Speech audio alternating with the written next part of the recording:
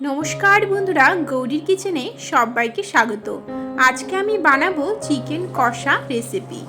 आपनारा तो बाड़ीते चिकेन कषा बानिये अनेक खेयेछेन, किन्तु आज के आमी बानाबो एकदम आलादा रकम पद्धतिते।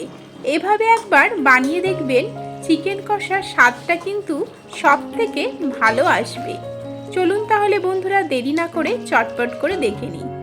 चिकेन कषा बानानोर जन्य आमी एखाने 15 থেকে 16টা गोटा रसुनेर कोया, একটা পেঁয়াজ টুকরো করে কেটে নিয়েছি, দুটো কাঁচা লঙ্কা নিয়ে নিয়েছি, হাফ ইঞ্চি আদা, তার সাথে নিয়ে নিয়েছি একটা টমেটো এবং একটা কুচিয়ে কেটে রাখা পেঁয়াজ, তার সাথে নিয়ে নিয়েছি 10টা দু টুকরো করে রাখা রসুনের কোয়া।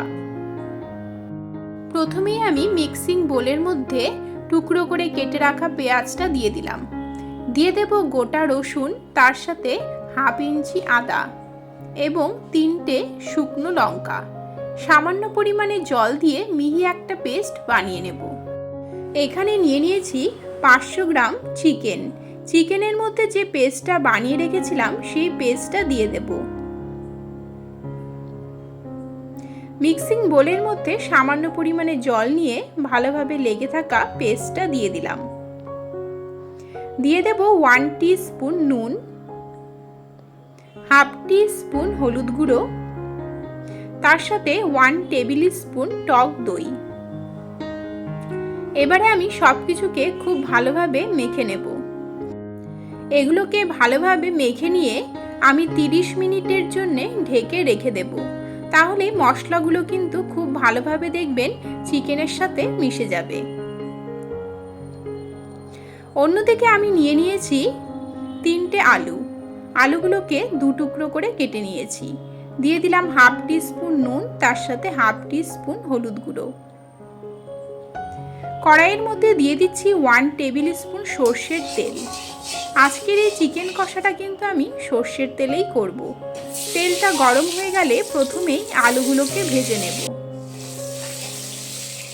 আলুগুলোকে নেড়ে চেড়ে নিয়ে হালকা ব্রাউন কালার করে ভেজে নেব। 5 মিনিট পরে ফিরে এলাম। দেখুন আলুগুলোর হালকা হালকা কালার চলে এসেছে। নামিয়ে নিচ্ছি। একই তেলের মধ্যে আরও কিছুটা তেল দিয়ে দিলাম একটা তেজপাতা, একটা দারচিনি, দুটো এলাচ, দুটো লবঙ্গ। এগুলোকে কয়েক সেকেন্ডের জন্য নেড়ে চেড়ে নিচ্ছি যাতে ফ্লেভারটা খুব ভালোভাবে বেরিয়ে আসে।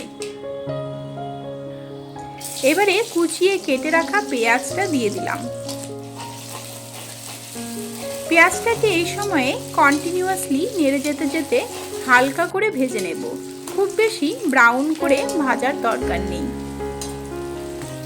পেঁয়াজটা দেখুন ভাজা ভাজা হয়ে এসেছে। এবারে আমরা এর মধ্যে দিয়ে দেব দু টুকরো করে কেটে রাখা রসুন। রসুনটাকেও কয়েক সেকেন্ডের জন্য ভেজে নিচ্ছি। রসুনটা দেখুন ভাজা ভাজা হয়ে এসেছে।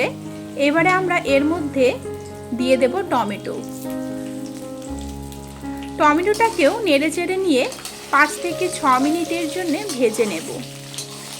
এইভাবে টমেটোটা ভেজে নিলে কাঁচা গন্ধটা যেরকম থাকবে না, তার সাথে সাথে রঙটাও কিন্তু খুব ভালো আসবে। দেখুন টমেটোটা ভাজা ভাজা হয়ে এসেছে। এবারে আমরা এর মধ্যে ম্যারিনেট করে রাখা চিকেনটা দিয়ে দেব। চিকেনটাকে নেড়ে চেড়ে নিয়ে ভালোভাবে মিশিয়ে নিচ্ছি। তবে আপনারা এখানে নুন এবং ঝালটা কিন্তু অবশ্যই নিজেদের স্বাদ অনুযায়ী দেবেন। ভালোভাবে মিশিয়ে নিয়ে 10 মিনিটের জন্য হাই ফ্লেমে ফুটিয়ে নেব। 10 মিনিট পরে ফিরে এলাম। দেখুন চিকেনটা ফুটতে শুরু করে দিয়েছে। আমরা আরও 5 মিনিটের জন্য ফুটিয়ে গ্রেভিটা অনেকটা কমিয়ে নেব। এবারে দেখুন গ্রেভিটা অনেকটা কমে এসেছে। ঠিক এই পর্যায়ে এসে আমরা দিয়ে দেব 1 টিস্পুন জিরে গুঁড়ো, তার সাথে 1 টিস্পুন ধনে গুঁড়ো, দিয়ে দিচ্ছি দুটো কাঁচা লঙ্কা এবং ভেজে রাখা আলু। সব কিছুকে ভালোভাবে মিশিয়ে নেব এবং আমরা 5 থেকে 10 মিনিটের জন্য হাই ফ্লেমে ফুটিয়ে নেব। এখানে আমি শুকনো লঙ্কার গুঁড়োটা ব্যবহার করলাম না, আপনারা চাইলে শুকনো লঙ্কার গুঁড়োটা দিয়ে দিতে পারেন। 10 মিনিট পরে ফিরে এলাম। দেখুন গ্রেভিটা কষতে শুরু করে দিয়েছে। আমরা আরও 5 মিনিটের জন্যে একদম শুকনো শুকনো করে কষিয়ে নেব। এবারে দেখুন মশলাগুলো একদম ভাজা ভাজা করে কষানো হয়ে গিয়েছে। ভাজা মশলার খুব সুন্দর কিন্তু একটা ফ্লেভার বেরিয়ে এসেছে। আমি চিকেনটা একদম ড্রাই বানাবো না, তার জন্য এখানে দিয়ে দিচ্ছি প্রায় 1 গ্লাস গরম জল। অবশ্যই এখানে গরম জলটা কিন্তু দেবেন।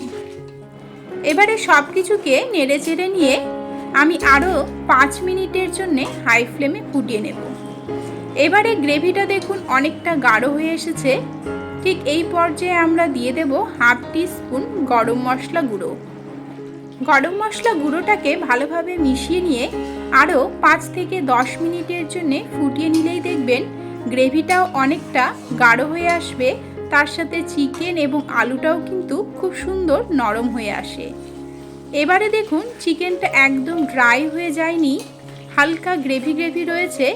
একদম পারফেক্ট কিন্তু চিকেন কষা তৈরি হয়ে গিয়েছে।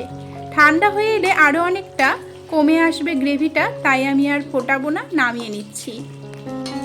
আমি কিন্তু গরম গরম ভাতের সাথেই পরিবেশন করব। আপনারা চাইলে রুটি, লুচি, পরোটা বা ফ্রাইড রাইসের সাথেও পরিবেশন করতে পারেন। তাহলে বন্ধুরা আজকের এই চিকেন কষা রেসিপিটি আপনাদের কেমন লেগেছে আমাকে অবশ্যই কমেন্ট করে জানাবেন। ভালো লাগলে আমার চ্যানেলটিকে সাবস্ক্রাইব করে নেবেন, লাইক ও শেয়ার করবেন।